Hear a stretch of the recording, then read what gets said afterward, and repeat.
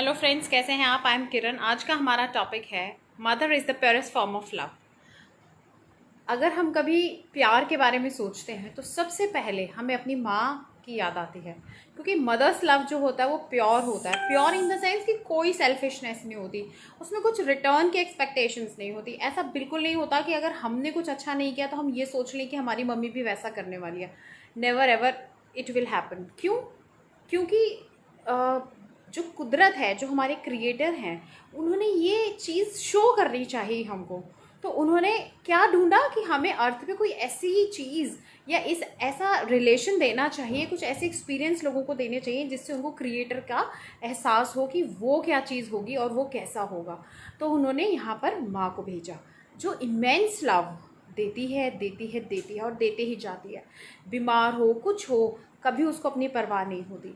इसी तरीके से जो हमारे क्रिएटर हैं वो भी हमारे मदर और फादर होते हैं। वो कभी अपनी परवाह नहीं करते, उनकी हम सब संतानें हैं, हम सब बच्चे हैं उनके, और वो इक्वल लव हमें देते हैं। ऐसा नहीं है कि अगर हमने कोई गलती करी या हम ऐसा सोचे कि हमने पाप कर लिया तो अब भगवान हमको अपने गले नहीं लगाएंगे, हम पर कृपा नहीं करेंगे। बिल्कुल नहीं, वहाँ पर भी इमेंस लव ही है। लेकिन होता क्या है, जब हम गलती करते हैं तो हम अपनी ही गलती की आग में खुद ही जलते रहते हैं और कमी को फील करते रहते हैं। वही एक तरह से हमारी सज़ा बन जाती है, लेकिन कोई और शक्ति हमको सज़ा नहीं देती सिवाय हमारे अपने कर्मों के। तो हमें ये सीख लेनी चाहिए अपनी मदर्स को देखकर कि जैसा लव वो हमें दे रही हैं, इसी तरह का लव हमें वर्ल्ड को देना है। और अगर हम अनसेल्फिश लव जो है वो वर्ल्ड को देते हैं, वर्ल्ड को देने का मतलब स्ट्रेंजर्स को, एनिमल्स को, नेचर को, जिसमें कोई सेल्फिशनेस नहीं है, रिटर्न के एक्सपेक्टेशंस नहीं है, और इस तरीके से जब हम करने लगते हैं तो हमारा जीवन सुधरने लगता है। लोग जो हमारे शत्रु होते हैं या हमारे से एनवियस होते हैं या जेलस फील कर रहे होते हैं, वो धीरे धीरे हमारे फ्रेंड्स बनने लगते हैं। और जहाँ कहीं भी हम ऑफिस में हैं, जो भी रिलेशनशिप्स हैं हमारे, वो बहुत अच्छे होने लगते हैं। तो ये एक गुण जो माँ का है, ये हम सबको अडॉप्ट करने की ज़रूरत है। अगर बहुत ज़्यादा कहीं से नेगेटिविटी दिखती है तो सिर्फ और सिर्फ अपने आप को और ऊपर उठा लेना है और अपने आप को उस नेगेटिविटी से नुकसान नहीं होने देना है। अपना लेवल और ऊपर उठाना है, इतनी और ज़्यादा पॉजिटिविटी भरनी है कि वो नेगेटिविटी नीचे से निकल जाए और हमारा कोई नुकसान ना कर सके।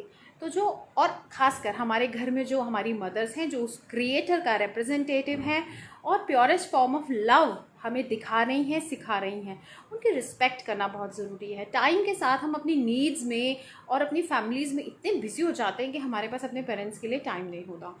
तो हमें कम से कम, नहीं ज़्यादा, वीक में एक बार बात करना, उनकी प्रॉब्लम्स को पूछ लेना, उनको सोल्यूशन बता देना, उनके लिए कुछ शॉपिंग कर लेना। और उनको देखिए, कई लोग क्या होता है, मटेरियलिस्टिक चीज़ों से अपने पेरेंट्स को खुश करने की कोशिश करते हैं, वो ज़रूरी नहीं है। उनके बारे में सुनना, उनकी क्या दुख तकलीफ़ है, उनकी पुरानी क्या यादें हैं, और आगे वो क्या सपने रखते हैं अपने फ्यूचर के लिए, हमारे से उनकी क्या उम्मीदें हैं, हमारे बच्चों से क्या उम्मीदें, थोड़ा बहुत जानकारी हमें ज़रूर रखनी चाहिए। इससे उनका दिल हल्का हो जाता है अपनी बात बता के, और हमें थोड़ा सा आइडिया लग जाता है कि हमें किस डायरेक्शन में जाने की ज़रूरत है। इस तरीके से हमारी जो फैमिली बॉन्डिंग है, रिलेशनशिप्स है, वो अच्छे हो जाते हैं। यहाँ एक बात मैं और कहना चाहूँगी, मदर का मतलब मदर इन लॉ भी होता है, वो अलग नहीं है। क्योंकि जिस घर में हम शादी, लड़कियों की शादी होती है, वहाँ पे भी एक माँ होती है, लेकिन हम उसको अपने से अलग समझने लगते हैं। अगर जब कोई लेडी अपने हस्बैंड को प्यार करती है, हस्बैंड अपनी वाइफ को प्यार करता है, तो डेफिनेटली एक दूसरे के मम्मी पापा को प्यार करना ज़रूरी है। और अगर ऐसा नहीं कर पा रहे हैं, हमें गलतियां नज़र आ रही हैं, कुछ प्रॉब्लम्स नज़र आ रही हैं, तो हमें अपना लेवल उठाने की ज़रूरत है। किसी का लेवल गिराने की ज़रूरत नहीं है, ना उसकी रिस्पेक्ट कम करने की ज़रूरत है, ना अपने मन में प्रॉब्लम क्रिएट करने की, गुस्सा भरने की ज़रूरत है। उससे हमारा ही नुकसान होगा। कहते हैं ना, अंगारा मैंने हाथ पे लिया, मुझे किसी पे गुस्सा आ रहा था कि मैं इसके ऊपर ज़ोर से दे मारूं, लेकिन इतनी देर में मेरा ही हाथ जलने लग गया। तो किसी और को मारने के लिए आप अंगारा जब हाथ में उठाते हैं तो सबसे पहले अपना ही हाथ जलता है। इसी तरीके से जब हम गुस्सा किसी और पे करते हैं तो सबसे पहले हम उसमें खुद जल जाते हैं। और अगर जलन की भावना, ईर्ष्या की भावना अपने अंदर लेकर बैठे हैं किसी के लिए, तो हमारा ही नुकसान हो रहा होता है। हॉर्मोन्स रिलीज़ हो रहे होते हैं, केमिकल्स रिलीज़ हो रहे होते हैं हमारी बॉडी में, जो हम बाहर भी नहीं निकाल पाएंगे, और वो हमारे अंदर है कि हमें बहुत तंग करते हैं। और धीरे धीरे जब ऐसा होता रहता है तो एक बड़ी बीमारी के रूप में वो सामने भी आ जाते हैं, जो हम इमोशनल डिस्टर्बेंसेस की बात अक्सर करते भी हैं वीडियोज़ में। तो प्लीज़ प्लीज़ प्लीज़ माँ को पहचानिए, उस क्रिएटर को पहचानिए, उस प्योर लव को पहचानिए। और आपका काम, हमारा काम क्या है, उसको पूरी दुनिया में परावर्तित कर देना, रिफ्लेक्ट कर देना। चीज़ आई और रिफ्लेक्ट कर दी सबके लिए। पशु पक्षी हैं, जानवर हैं, गरीब लोग हैं, भिखारी हैं, बूढ़े लोग हैं, पेड़ पौधे हैं, हर चीज़ को प्यार की ज़रूरत है इस दुनिया में। चाँद सितारे हैं, सूरज को देखें तो प्रणाम कर दें, थैंक यू बोल दें, आई लव यू बोल दें। चाँद को देखें तो शुक्रिया कर दें। जहाँ कहीं घर से बाहर कभी भी निकले, हर चीज़ को थैंक यू कर दें। वहाँ पर इस तरह का लव दिखाया जाता है। लव के अलग अलग दिखाने के तरीके होते हैं। कहीं पे अगर आप सपोर्ट कर दें किसी को तो इट मीन्स कि आपने प्यार दिखा दिया। किसी को एनकरेज कर दिया, इसका मतलब आपने प्यार दिखा दिया।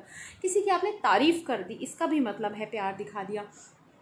और किसी को धन्यवाद कह दिया, इसका मतलब भी प्यार दिखा दिया। तो हर तरीके से हमारी माँ हमारे साथ पेश आती है। तो आज से अब हम चाहे मेल हो चाहे फीमेल हो, मदर का रोल प्ले करते हैं इस प्रकृति के लिए और अपने आसपास के एनवायरनमेंट के लिए, हर इंसान के लिए, हर जीव के लिए। और देखिए लाइफ कैसे सुंदर बनने लगेगी।